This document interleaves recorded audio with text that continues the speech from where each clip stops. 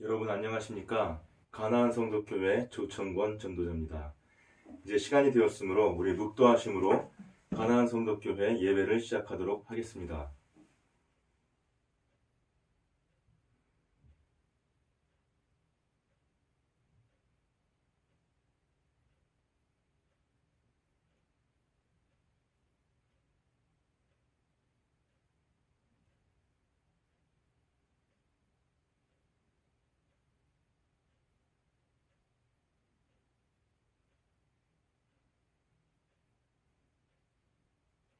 아멘. 자, 우리 323장 부름받아 나선 이 몸이라는 찬양을 하나님께 올려드리도록 하겠습니다. 이 부름받아 나선 이 몸이라는 찬양은요, 이호은 목사님이라는 저희 나라 분이 만든 노래예요. 근데 이분이 그 미국 유학을 이제 갔었는데요. 그때에 이 가사를 쓴 것으로 전해지고 오고 있습니다. 그리고 이것이 그 중앙신학교의 졸업과로도 이렇게 쓰여졌다는 또 기록이 있습니다. 가사의 내용을 보면 그 부름받은 사람의 소명감을 고취시키고 그 다음에 헌신을 다짐케 하기 위한 목적으로 이 작시가 쓰여졌다는 것을 쉽게 알 수 있죠. 이온 목사님이 그 이국 땅에서 어려운 환경에서 아마 공부를 하면서 하나님을 향해서 헌신하고자 하는 그 마음, 그리고 또 그것을 통해서 버티고자 하는 그런 마음을 가지고 이 작시를 한 것 같습니다. 자, 우리가 이 찬양을 비록 저희 그 가나안 성도교회는 1절만 부르지만요, 단 한 절을 부르더라도 하나님께 정말 이 가사를 잘 생각하면서 온전히 찬양으로 올려드릴 수 있었으면 좋겠습니다. 자, 우리 부름받아 나선 이 몸 1절을 하나님께 찬양으로 올려드리도록 하겠습니다. 부름받아 나선 이 몸 어디든지 가오리다. 괴로우나 즐거우나 주만 따라 가오리니 어느 누가 막으리까. 죽음인들 막으리까. 어느 누가 막으리까. 죽음인들 막으리까. 아멘. 자, 우리 설교를 위해서 우리 하나님께 잠시 기도를 올리도록 하겠습니다. 하나님 아버지, 감사합니다. 주일에 근무하시는 분들, 그리고 또한 생업 때문에 예배에 참석하실 수 없는 소상인 분들, 그리고 또한 몸이 불편해서 병원에 입원해 있거나 집에서 요양해야 되기 때문에 또는 움직일 수 없어서 교회에 참석하기 어려운 환자분들, 그리고 여러 가지 사정으로 교회에 올 수 없는 장애인분들, 이렇게 이제까지 교회가 돌보지 않았던 주여 주님의 그 영들을 위하여 우리 가나안 성도교회를 세우시고 여기까지 인도하고 계시며 끝없이 소명감으로 주님께서 불어넣어 주시고 또한 아버지 비전을 주시고 용기를 주심을 감사를 드립니다. 아버지 하나님, 이 예배가 아버지 하나님이시여 주님께 예배를 드리기로 간구했던 또한 그 주님을 만나기를 갈급했던 그 사람들에게 예배를 지켜줄 수 있는 그러한 예배가 될 수 있도록 주여 축복하여 주시옵시고 이 예배에 함께 참여하는 모든 분들에게 주께서 소망을 허락하여 주시옵시며 주님과 만나는 놀라운 경험을 허락하여 주시옵소서. 지금 시작하는 시간이 오니 마치는 시간까지 함께하여 주옵기를 간절히 바라오며 이 모든 말씀을 죽기까지 우리를 사랑해 주신 우리 주 예수 그리스도의 이름으로 기도드렸사옵나이다. 아멘. 아멘. 자, 오늘 본문 말씀 지난번에 이어서 베드로전서 1장 9절로 12절 말씀입니다. 베드로전서 1장 9절로 12절 말씀. 자, 말씀을 봉독하도록 하겠습니다. 제가 가진 성경책으로는 구약성서 377쪽입니다. 9절부터 봉독하겠습니다. 믿음의 결국 곧 영혼의 구원을 받음이라. 이 구원에 대하여는 너희에게 임할 은혜를 예언하던 선지자들이 연구하고 부지런히 살펴서 자기 속에 계신 그리스도의 영이 그 받으실 고난과 후에 받으실 영광을 미리 증언하여 누구를 또는 어떠한 때를 지시하시는지 상고하니라. 이 섬긴 바가 자기를 위한 것이 아니요 너희를 위한 것임이 계시로 알게 되었으니 이것은 하늘로부터 보내신 성령을 힘입어 복음을 전하는 자들로 이제 너희에게 알린 것이요 천사들도 살펴보기를 원하는 것이니라. 아멘. 자, 이 설교는 스펄전 목사님께서 Your Personal Salvation, Your Personal Salvation이라는 제목으로 설교했던 내용입니다. 이 내용의 앞부분을 지난 시간에 제가 번안해서 전해드렸고, 오늘은 그 중반부에 대해서 또한 번안해서 여러분들에게 전해드리도록 하겠습니다. 이 설교의 한국 제목은 개인적인 구원이라고 하겠습니다.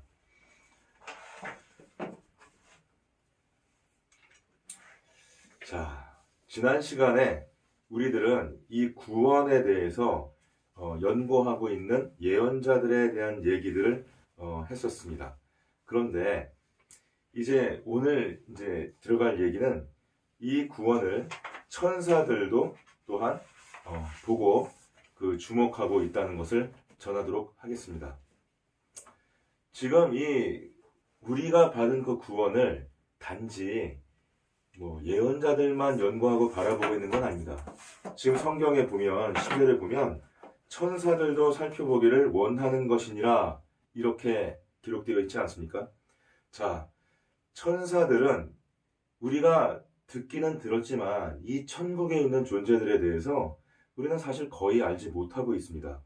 그러나 우리는 다음과 같은 사실을 알고 있습니다. 즉 그들은 순수한 영이죠. 하나님 옆에서 하나님의 일을 도와드리고 그 또한 하나님이 시키는 일을 맡아서 하는 하나님과 함께 할 수 있는 순수한 영이고, 또한 이렇게 선택된 천사들, 하나님 곁에 있을 수 있는 선택된 천사들은 죄에 빠지지 않았다는 것이죠.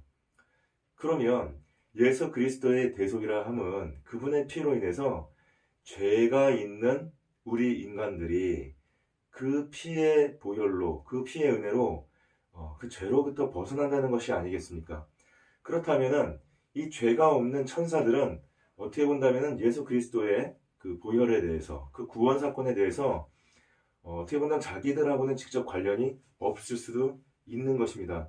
그럼에도 불구하고 우리는 아마 모르겠지만 그들도 무언가 예수님의 존재로 인해서, 그리고 이 인간들의 구원 사건에 대해서 무언가 우리가 알 수 없는 유익을 얻게 되거나 또는 그들에게 뭔가 영향을 미칠 수 있는 사건이 있을 것을 짐작할 수가 있습니다. 왜냐하면 그들이 그 예수님을 믿는 유대인들을 위하여, 그죠?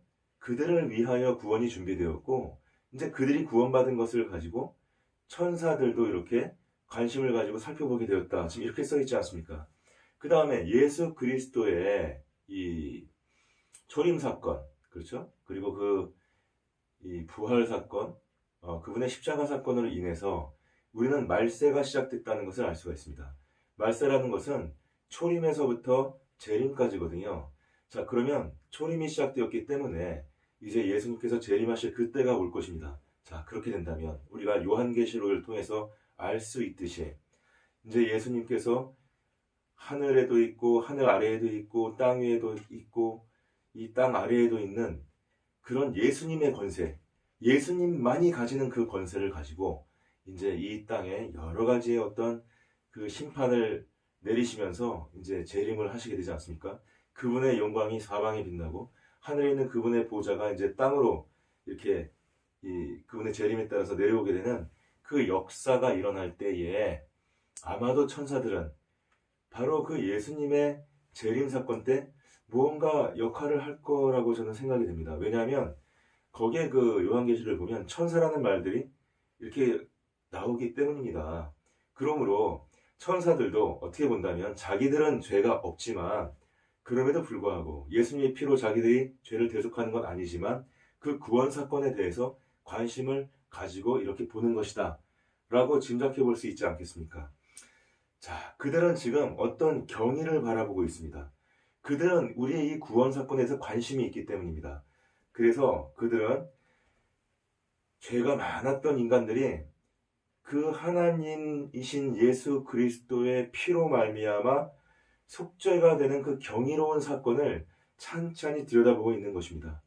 여러분, 이것은 얼마나 아름다운 광경입니까? 어떻게 본다면 천사들은 하늘에 있는 존재들이고 그 하늘에 있는 많은 일들을 갖다가 알고 있는 존재들입니다. 그리고 이 천사들, 하늘에 있는 존재들의 입장에서 봤을 때 땅에 있는 인간들에 대한 일이라는 것은 그게 뭐 그렇게 관심이 있겠습니까, 사실은. 근데 그럼에도 불구하고 천사들이 지금 땅을 내려다보고 있는 것이에요. 원래 어떻게 본다면 오히려 인간들이 도대체 하늘이 어떻게 생겼을까? 도대체 하늘이 어떻게 하나님께서 계시고 거기에 어떻게 예수님께서 계시고 거기에 어떻게 우리 요한계시록에 나와 있는 것처럼 흰옷 입은 사람들이 있고 장로들이 어떻게 있고 어떻게 그렇게 계신 것일까? 라고 우리가 궁금한 것이죠, 사실은. 땅에 있는 자들이 궁금해하고 땅에 있는 자들이 그 하늘을 보기를 원하고 관심 있는 것은 당연합니다. 하지만 그 하늘의 존재인 천사가 더구나 죄가 없는 천사가 예수님의 그 구속사건에 대해서 관심을 가지고 오히려 그 땅을 찬찬히 쳐다보고 있다는 것, 그것은 참 경이롭고 아름다운 일이 아닐 수 없지 않겠습니까? 자, 그래서 에베소서 3장 10절에 보면 바울 선생은 우리들에게 이렇게 얘기를 했습니다. 교회로 말미암아 하늘에서 정사와 권세들에게 하나님의 각종 지혜를 알게 하려 하신 것이다. 자, 사람들이 천사들에게 교훈이 된다는 거예요. 원래는 천사들의 그 행동과 천사들의 그 어떤 마음이 사람들에게 교훈이 되어야 되는 것이 맞죠. 그리고 그 스랍들의 책이 우리들에게 교훈이 되는 게 맞는데 오히려 이상하게 사람들이 그들에게 교훈을 주고 있다는 것이에요. 참 이상하지 않습니까? 아마도 천사들은 이런 것들이 이해가 가지 않았을 것이고 그리고 이런 부분들에 대해서 아마 질문을 했을 것 같습니다. 하나님은 의로우신 분인데 어떻게 불의한 저 인간들을 의롭게 하실 수가 있을까? 그리고 처음에는 하나님께서 내가 그 선악과를 먹는 날에는 정령 죽으리라 이렇게 말씀을 하시는데 어떻게 그 사람들을 살게 하시고 또한 영생에 대한 소망까지도 그들이 가질 수 있도록 그렇게 하나님께서 허락하실 수가 있었을까? 어떻게 결코 죄를 깨끗게 하지 않으실 것이라고 말씀하신 분이 죄인들에게 은총을 베풀어 주실 수가 있었을까? 어떻게 예수님의 대속을 통해서 하나님의 엄격하신 그 공의로움이 또한 풍부한 그 은혜와 함께 있을 수가 있는 것일까? 정말 그 천사들의 입장에서는 도무지 이해할 수가 없는 그런 사건일 수도 있습니다. 그래서 그들은 굉장히 어리둥절하게 쳐다보고 있을지도 모르겠습니다. 그러나 그들이 이것들을 배우는 동안에 하나님께서 인간이 되시고 그 인간의 고통과 고난을 통해서 희생으로 이루신 그 진리에 대해서 더욱 많은 것들을 그 천사들은 지금 깨닫기를 바라고 있는 것입니다, 여러분. 자, 그래서 그 천사들은 들여다봤고 살폈고 탐구하고 그리고 고찰을 했습니다. 그래서 이 복음의 교리, 복음의 진리, 예수님의 그 십자가 사건은 천사들도 살펴보기를 원하는 것이 되었던 것입니다. 이 영광스러운 영들이 구원을 받을 필요가 없는데도 불구하고 말입니다. 근데 그들이 그런 상황에서도 구원자를 열심히 바라본다면 하나님의 아들이 그의 생명을 많은 사람들을 위해서 대속물로 주신 그 십자가 사건에 대해서 그 십자가 사건으로 은혜를 받고 구원을 받은 그 인간들은 오히려 얼마나 천사들보다도 더 그 사건에 대해서 관심을 가져야 되지 않겠습니까? 그 흠없는 천사들이 우리들의 그 인간의 죄를 씻은 그 더러운 죄를 씻은 하나님의 고귀한 피에 대해서 깜짝 놀랐다면 지금도 더러움으로 뒤덮여져 있는 우리들이 잠시 동안 그래도 멈추어 서서 그 깨끗하게 해주시는 주님을, 우리에게 은혜를 주신 그 주님을 생각하고 바라보아야 하지 않겠습니까?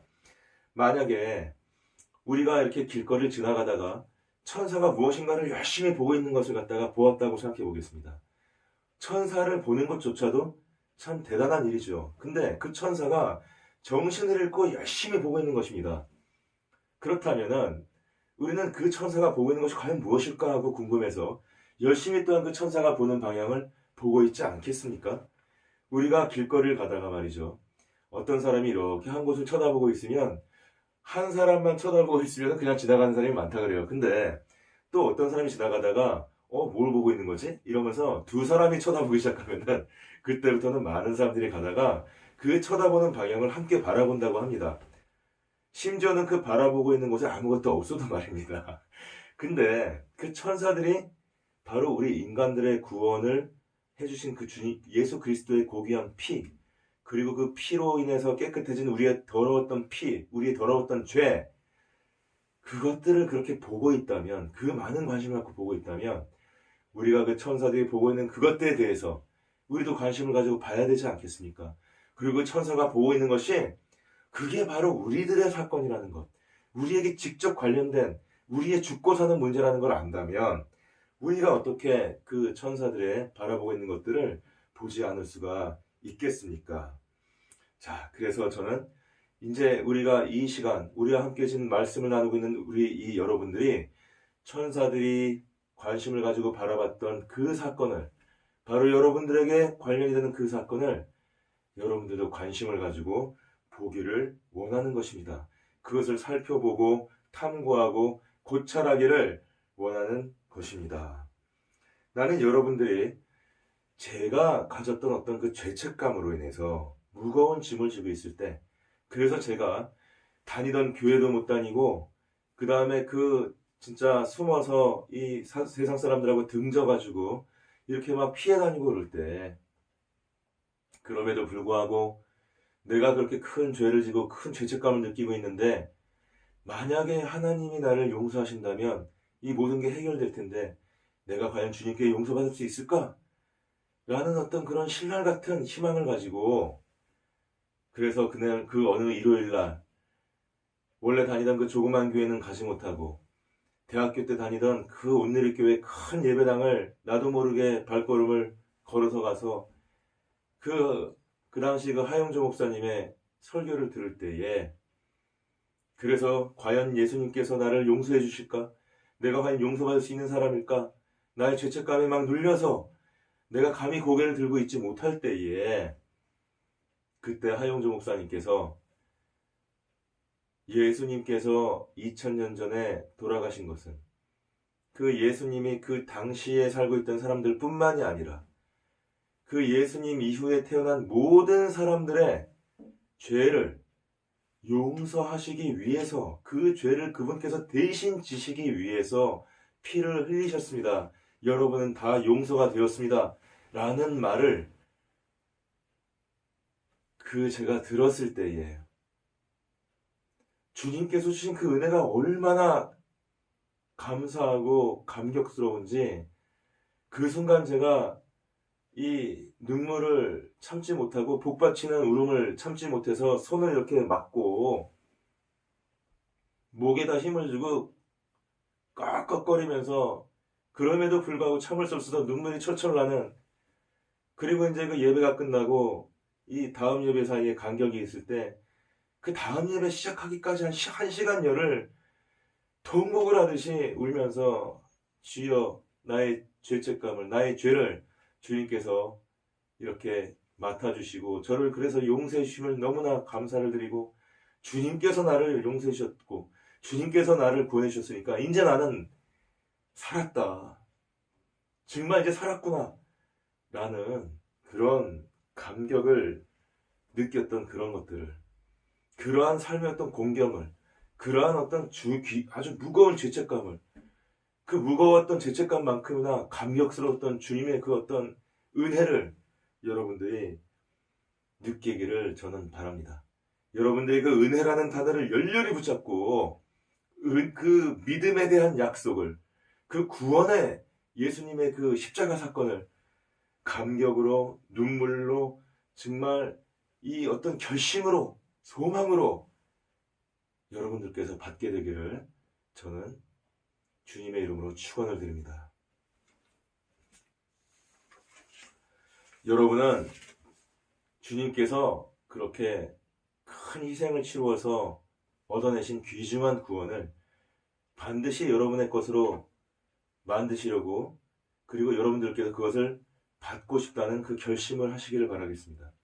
여러분 자신이 반드시 그 영생을 소유해야 하는 것이고, 또 그렇지 않으면은 내가 영생을 소유하지 않는다면 오로지 오로지 다른 길은 영원히 타락하는 것밖에 없다.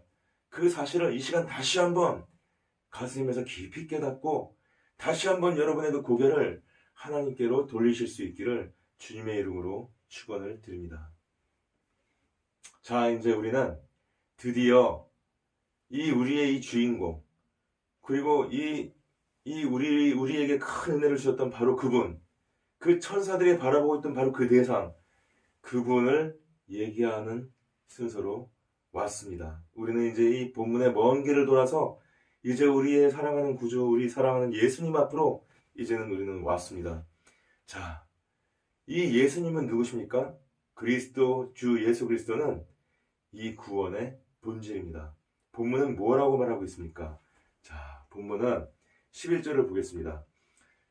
자기 속에 계신 그리스도의 영이 그 받으실 고난과 후에 받으실 영광을 미리 증언하여 누구를 또는 어떠한 때를 지시하시는지 상고하니라.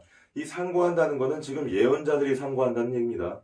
예언자들이 무엇을 상고하는 거냐면 예수 그리스도의 영을 보고 있는 것이죠. 예수 그리스도의 영을 예언자들이 아직은 자기들이 경험한 건 아니니까, 다만 하나님의 성령을 통해서 내 입술을 통해서 지금 그 예수 그리스도에 대해서, 그 사건에 대해서 얘기를 하고 있는 것이니까 상고를 한다는 것이죠. 내가 100% 알 수 없기 때문에, 내가 말한 예언에 불구하고도 나는 알 수 없기 때문에 상고하니라. 근데 그 상고하는 중심 대상이 무엇입니까? 그 받으실 고난. 이것은 무엇이에요? 예수님께서 초림 때, 처음 오셨을 때, 2000년 전 십자가에서 못 박으셨을 때, 그때의 고난을 얘기하는 것이죠.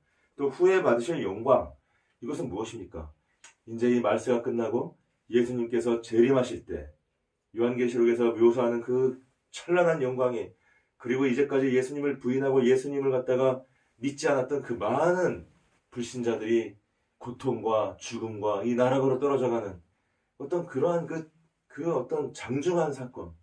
그래서 이 세상에는 모든 악이 다 없어져 버리고 이제는 하나님이, 예수님께서 직접 그분을 믿었던 그 흰옷 입은 사람들과 함께 이제 영원히 함께 다스리는 새 예루살렘의 이 세상이 도래야 하는 그런 어떤 그 재림의 영광, 초림의 고통과 재림의 영광에 대해서 그 예언자들이 지금 상고를 하고 있다는 것인데요. 그 예수님의 영이라는 것은 결국 이 초림의 고난과 재림의 영광이라는 두 개의 지점에 요점을 갖고 있다고 하는 것입니다. 그리스도는, 우리 예수님은 한편으로는 사람이면서 한편으로는 인간이었죠. 인성과 신성이 상상할 수가 없는 그런 고난을 당하셨습니다. 그는 전생애를 통해서 어떤 사람이었습니까? 우리 주님은 슬픔의 사람이요 근심을 잘 아는 사람이었습니다. 그는 사람이었기 때문입니다. 또한 그는 지금까지 살았던 사람들 중에서 가장 용감한 마음을 가지고 계셨죠. 왜냐하면 그분께서는 결코 그분 앞에 있는 그 고난과 그 고통을 알고 계셨음에도 불구하고 피하지 않으시고 담담하게, 담대하게, 이렇게 또한 이사야서에 진짜 나와 있는 그 그냥 어린 양처럼 묵묵히 그 길을 걸어갔습니다. 그리고 또한 그분은 이제까지 호흡을 하고 지냈던 모든 사람들 중에서 가장 온유하고 가장 경건한 정신을 가지고 있었고, 그럼에도 불구하고 그분의 그 용기와 그분의 그 온유함과 그분의 그 경건한 정신은 그분의 그 사역을 감당하는 동안 그 고난과 고통에 짓눌렸던 것입니다. 저는 이 예수님의 고난을 생각할 때에 때때로 모세가 얘기했던 것에 대해서 이렇게 생각을 절절하게 느낄 때가 있었습니다. 그는 민수기 11장 11절, 12절, 14절에서 다음과 같이 기도를 했었습니다. 자, 모세가 여호와께 여짜오되 어찌하여 주께서 종을 괴롭게 하시나이까? 어찌하여 내게 주의 목전에서 은혜를 입게 아니하시고 이 모든 백성을 내게 맡기사 내가 그 짐을 지게 하시나이까? 이 모든 백성에게 줄 고기가 내게 어디서 있으며 그들이 나를 향하서 울며 이르되 우리에게 고기를 줘 먹게 하라 하는데 내 책임이 심히 중하여 나 혼자서는 이 모든 백성을 감당할 수 없나이다. 여러분, 우리는 이 기도를 하는 이 장면을 통해서 민수기 11장이면요, 이제 이스라엘 백성이 시내산 앞에서 1년 정도 있으면서 하나님의 어떤 율법과 계명을 배우고 받은 다음에 또 제사하는 방법을 배우고 받고 율례와 규례를 배우고 받은 다음에 이제는 그 가나안을 향해서 출발하는 그 즈음에서의 어떤 그런 사건입니다. 근데 이 시내산이 어디 있었습니까? 시나이 반도라고 이렇게 삼각형, 역삼각형처럼 생겨있는 그 시나이 반도의 맨 꼭지점에 있는데요. 이 시내 반도는 남쪽은 완전히 돌밭이고 북쪽은 그냥 사막입니다. 그게 광야라고 하는 것이죠, 광야. 광야에 먹을 게 어디 있습니까? 근데 지금 모세는 뭐예요? 백성들이 장정만 60만, 200만의 그 사람들이 끼니가 되면은 고기를 달라, 물을 달라, 먹을 거를 달라, 지금 이러고 있는 것이에요. 그러니 모세가 그 백성들을 이 광야에서 끌고 나와서 이제 또 이제 광야를 향해서 나가야 되는 입장입니다. 지금부터는. 그러니 그래도 이 시내산은 오아시스 지역이에요. 오아시스 지역. 물이 있습니다. 그쪽은. 사람이 거주할 수가 있어요. 그 지역에서는. 근데 이제 광야로 떠나는 것이에요. 여러분, 막막한 모세의 어떤 심정이 느껴지지 않습니까? 이 이스라엘 백성은 툭하면 모세한테 대들었습니다. 그리고 여러분들 여기 구약성경 보시면 알겠지만, 그리고 뭐 모세한테 반란을 일으키려고 하기도 하고, 그 다음에 뭐 실제로 반란 일으킨 사람이 있었죠. 예, 하나님께서 그것을 징벌하셨지만, 그 다음에 뭐라 했습니까? 차라리 애굽에 있었던 적이 낫다. 우리 돌아가자. 막 이랬던 백성이에요. 예, 그 모세의 어떤 그 심정, 막막함이 여러분 느껴지지 않습니까? 그런데 이 모세가 그 백성에 대한 하나님의 자기한테 맡긴 그 사명, 그것 때문에 그 어려움과 그 목숨을 거는 그 바로 앞에 가서 진짜 그 용기를 가지고 이 바로와 직접 대면하면서 싸우는, 그리고 또 바로의 군대 막 쳐들어올 때 그때에 우리들이 깨달아야 될 것은 무엇이죠? 홍해가 갈라졌다고 하지만 모세가 기도를 하고 밤중에 이렇게 있을 때 바로의 군대는 계속 쳐들어오고 있는데, 이제 막 오고 있는데, 이것이 성경에 보면요, 동편에 바람이 불어서 갈라지기 시작했다 이렇게 말이 나오거든요. 근데 지금 이 모세와 이 이스라엘 민족은 고센 땅에서 이렇게 시내의 반대로 가고 있었죠. 즉 서쪽에서 동쪽으로 가고 있었던 것이에요. 이 사람들은 서쪽에 있었습니다. 강의 서쪽에. 서쪽에서 이렇게 보면 이쪽은 아직 어떻게 되고 있었습니까? 물이 여전히 철렁철렁거리고 있었어요. 건너갈 수가 없었어요. 근데 그 건너편 동편에서부터 바람이 불어서, 그 말은 동쪽부터 이렇게 강이 갈라지기 시작했다는 것입니다. 모세는 그걸 모르고 있었죠, 사실은. 예, 서편에 있었기 때문에. 그 모세의 심정을 한번 헤아려 보십시오. 그 죽을 뻔한 그 절대절명의 순간에 드디어 바닷길이 열리고 그 이스라엘 백성이 이제 그걸 건너가고, 애굽 백성이 들어오다가 또 그 물에 휩쓸려서 다 죽어버리고, 그 필리스타인의 길이라는 짧은 그 지름길을 통해서 이렇게 가면은 3개월도 안 걸릴 길을, 이 바람, 그 구름 기둥과 불 기둥을 이렇게 의지해서 오다 보니까 완전히 반대길로 지금 오는 거, 반대길로요. 갈 곳은 저쪽인데 밑으로 내려갔어요, 밑으로. 예, 왜요? 이스라엘 백성은 구름 기둥과 불 기둥을 따라갈 수밖에 없었죠. 그 하나님이 인도하시는 것이니까. 어디까지 간 겁니까, 그게? 시내산까지 간 거예요. 그 꼭대기, 맨 마지막 꼭지점까지. 모세의 어떤 그런 막막한 심정. 근데 이러한 마음들, 그리고 지금 이 모세가 말한 이 기도를 우리가 또한 예수 그리스도의 그 사역과 한번 비교를 해보고, 이것을 통해서 그분의 어떤 마음을 조금이라도 짐작해 볼 수 있지 않겠습니까? 광야에서 모세의 마음속에 있었던 그 12지파에 대한 고민, 200만에 이르는 그 국민, 그 백성들에 대한 고민, 하나님이 자기한테 맡긴 그 막중한 사명에 대한 그 고민, 그 염려, 그 앞에서 자기가 느끼는 그 엄청난 그 자가짐, 막막함, 감당할 수가 없습니다. 하나님께 막 매달리는, 여러분, 이러한 어떤 그 염려와 지금 예수님께서 온 인류를 구원하기 위해서, 그리고 이 세상을 지금 지배하고 있는 그 어두운 정사와 권세에 대해서 정면으로 가서 여인의 후손이 그 뱀의 머리를 짓밟는 그 승리의 사건을 만들기 위해서 거대한 전쟁을 지금 감당하고 지금 나아가고 있는 그 모습. 근데 그것을 아무도 이해해주지 못하고 있고, 건축자들은 그 버린 돌로 만들어버렸고, 버린 돌이 돼서 십자가에 못 박혀 고난당하고 죽는 그런 어떤 배신감, 그런 어떤 그 자괴감, 어려움, 인간적으로 정말 또 육체적인 어떤 고통, 죽음을 맛보는, 죽음에 들어갔던 그 예수님의 고통을 우리가, 그러면서 또 그 예수님의 그 고통 속에 느꼈던 그 사명감을 우리가 생각해 볼 수 있지 않겠습니까? 그의 필생의 고난은 그분께서 공생애를 마칠 때 십자가에서 일어났습니다. 그것은 그의 죽음의 육체의 고통을 떠나서 그의 어떤 죽음의 고뇌에 의해서 그의 정신과 그의 육체가 이제 죽어버리는 그 고뇌에서 극에 달했습니다. 그러한 죽음은 세상에도 없었던 것이죠. 그는 육체적으로 단순히 죽는 순교자의 그런 어떤 단순한 죽음이 아니었습니다. 그것은 특별하고도 엄청난 슬픔이었고, 그의 육체적 고난에 더해서 오히려 그의 큰 슬픔은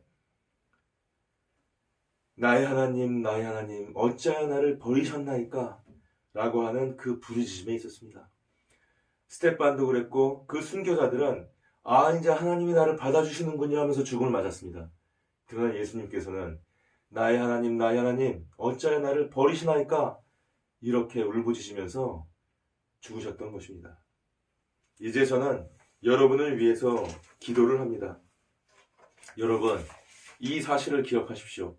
하나님의 아들이 사람이 되어서 그 사람들을 위해서 죽기까지 고난당하셔서 그렇게 사랑하셨다면, 사람들이 그가 완수하는 그 구원 사건에 어떻게 귀를 막고 그걸 모른 척할 수가 있겠습니까? 우리는 그의 십자가로부터 그의 말을 들었습니다. 이제 그 십자가 밑을 그냥 무심하게 지나가는 여러분들입니까? 아니면 제가 지금 이렇게 부르짖고 있는 이 성경에 있는 말씀들을 그냥 무심하게 지나가는 여러분들입니까? 그 지나가는 자들이, 지금도 저 세상에는 많은 사람들이 그 십자가를 무심하게 지나가고 성경책을 무심하게 지나가 버리는 그 사람들이 과연 예수님과 관련이 없단 말입니까? 여러분 생각해 보십시오. 구원에 대해서 생각해 보십시오. 은혜는 하나님의 이러한 고난에 의해서 여러분께 주어졌던 것입니다. 자, 그리고 마지막으로 우리 그 성령의 역사에 대해서 생각을 해보겠습니다. 여러분, 이 성령의 역사는 어떤 것이었습니까? 이 성령은 모든 일의 중심이었습니다. 예언자들 속에서 우리 아까 말한 그 선지자들이 연구하고 부지런히 살펴서 그래서 그리스도를 상고하였다 이렇게 말하지 않습니까? 11절에서는 10절에서는 선지자들이 예언할 때 말이 나오고, 그 선지자들이 예언하게 한 게 무슨 영이었습니까? 그게 바로 성령이었습니다. 그 다음에 예수님의 제자로서 나중에 사도가 되어서 그 복음을 전하는 사람들과 함께 있던 것도 무엇이었습니까? 바로 성령이었죠. 그 다음에 날마다 그리스도에 대해서 증거하고 그걸 가르쳐 주신 분은 누구셨습니까? 역시 성령이었죠. 지금 여러분과 나에게 역사하셔서 우리의 삶을 그 절망과 그 다음에 어둠 속에서 해방시키시고 새로운 소망을 주시고, 그래서 그 절망에 있던 삶에서 이제 소망하는 사람으로 변화시켜 주신 그분이 누구십니까? 그분이 바로 성령이라는 것입니다. 우리는 바로 이 성령에 의해서 날마다 기적을 경험하고 있습니다. 이 성령은 항상 어떤 기적을 드러내곤 했습니다. 그리고 우리들을 통해서 그 기적들이 오늘날 드러나고 있는 것입니다. 자,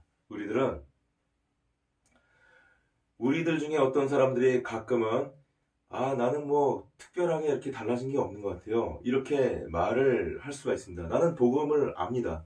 나는 뭐 구원을 받은 것 같긴 해요. 근데 내 삶이 그렇게 크게 변한 것 같진 않아요. 근데 여러분 한번 생각해 보십시오. 그분이 정말로 구원을 받았다면, 정말로 그분이 복음을 안다면 예전에 그분이 있었던 그 장소가 어디였는지, 예전에 그 사람이 정신없이 일을 하거나 무언가 이렇게 세상 속에서 이 자기가 그 주어진 어떤 일을 강제로 해야 될 일을 하다가 꼭 해야만 될 일을 정신없이 하고 있다가 이제 자기 자신으로 돌아서 딱 정신 차렸을 때 그 자리가 어디였는지, 무엇을 하고 있었는지, 거기서 여러분 한번 생각해 보십시오.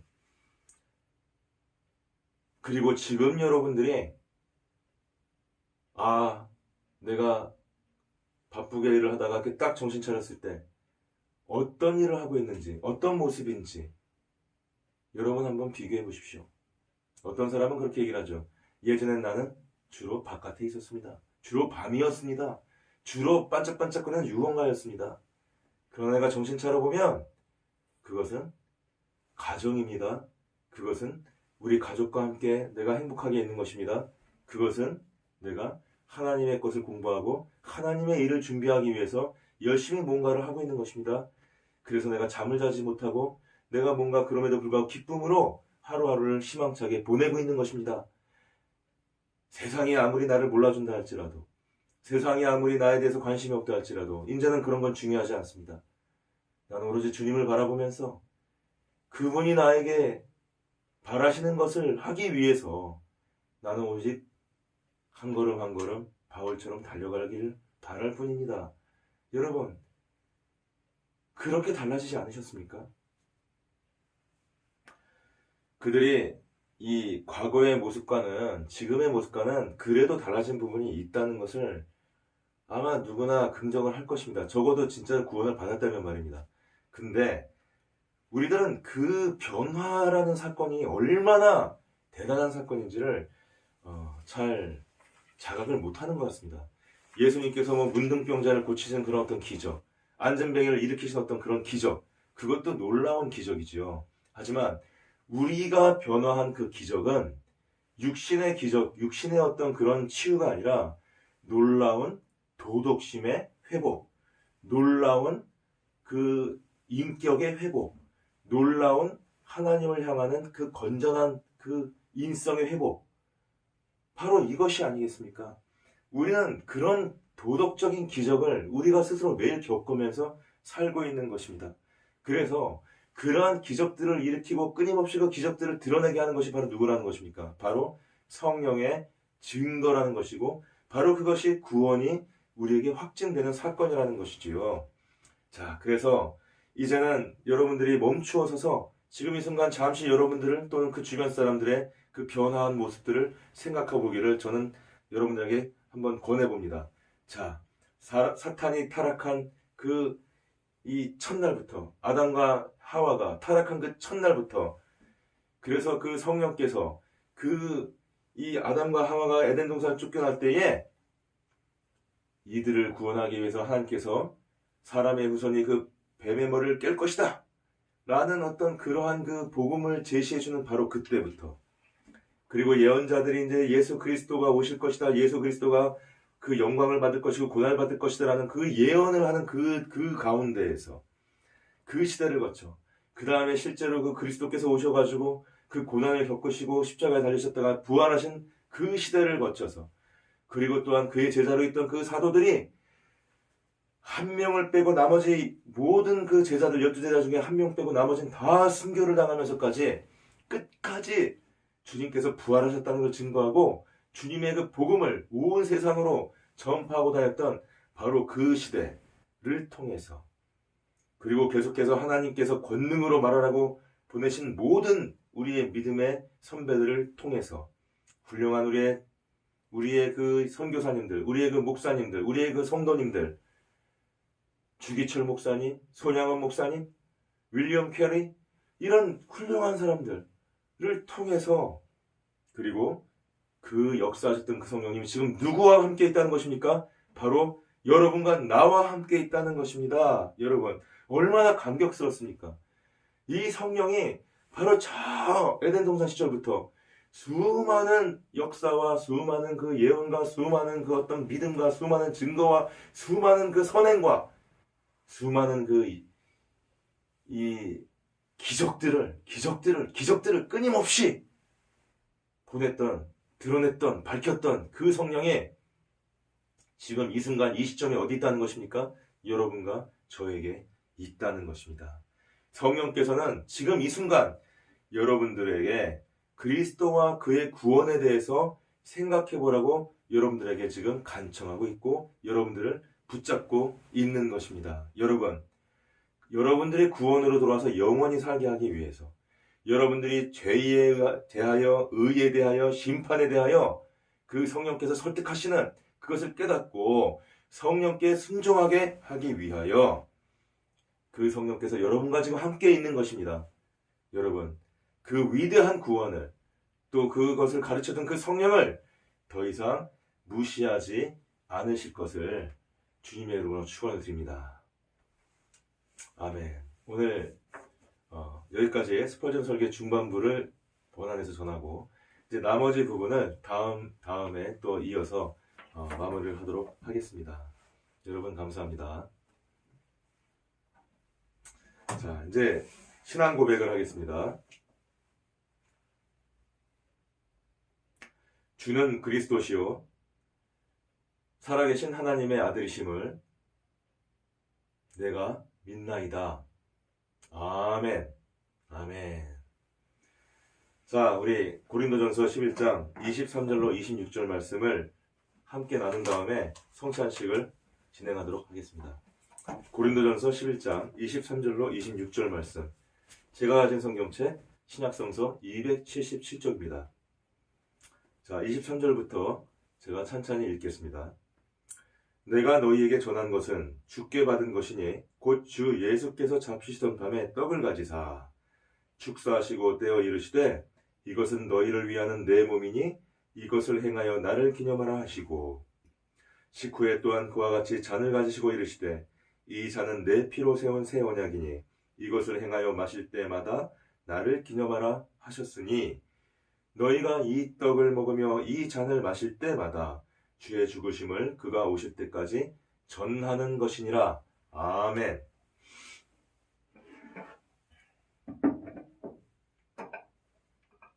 자, 주 예수께서 잡히시던 밤에 떡을 가지시고 이것을 떼어서 축사하고 이르시되 이것은 너희를 위하는 내 몸이니 이것을 행하여 나를 기념하라 하셨습니다. 우리가 예수님의 그 명령에 따라서 떡을 떼도록 하겠습니다.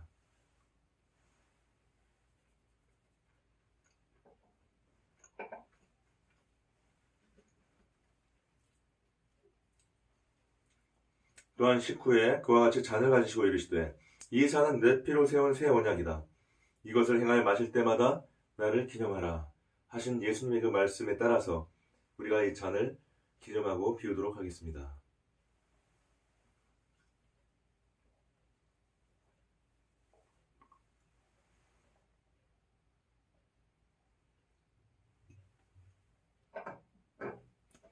아멘.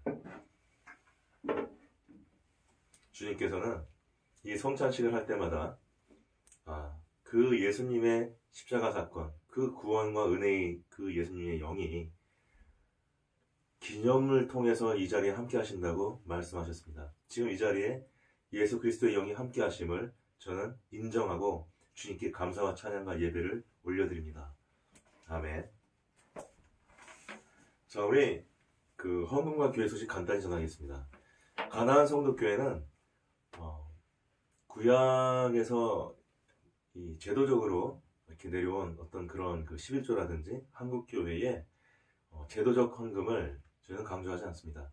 저희는 자발적으로 기쁘게 헌금하실 마음이 있을 때 여러분들께서 예수님께서 말씀하신 그대로 그렇게 주님의 사역을 위해서 여러분께 또 주님의 사역을 제안하기도 하고 또 교회에서 이제 주님께서 우리에게 감동해서 깨닫게 하시는 그 주님의 사역을 제가 이렇게 제시를 했을 때 그것에 대한 어느 정도 약정하겠습니다 라는 식으로 그렇게 헌금을 주님께서 이제 인도하시게 되면 그것을 통해서 그 공급을 통해서 교회 사역을 여러분과 함께 동역하도록 하겠습니다.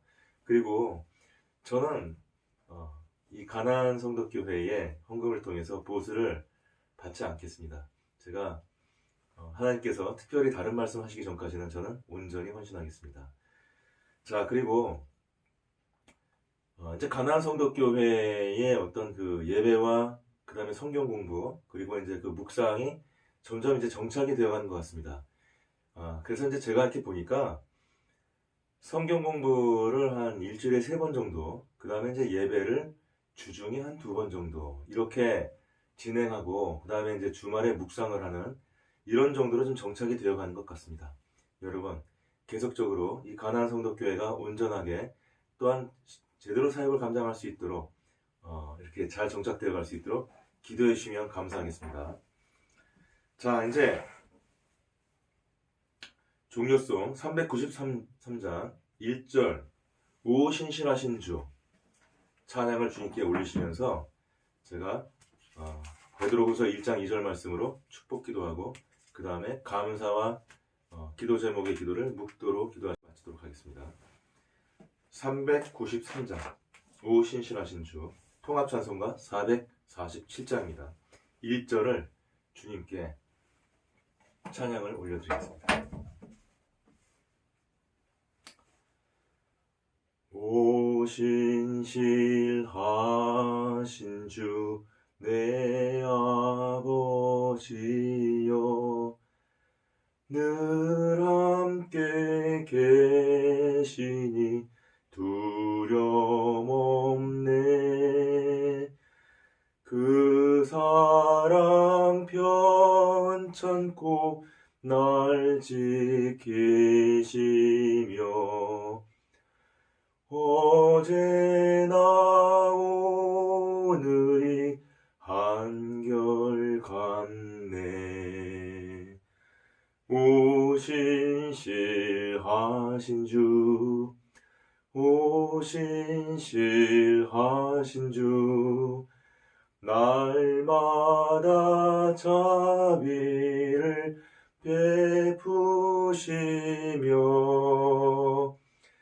일용할 모든 것 내려주시니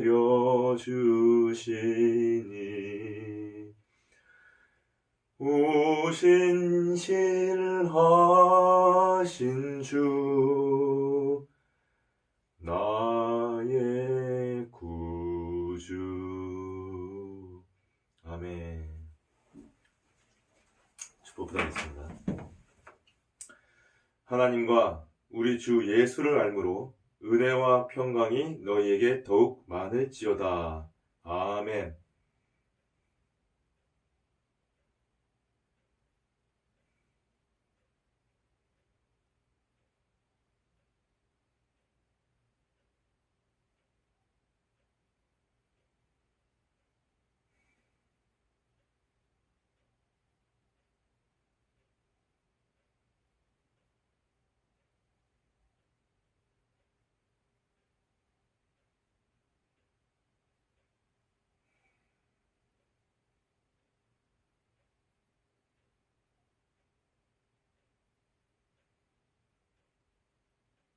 아멘.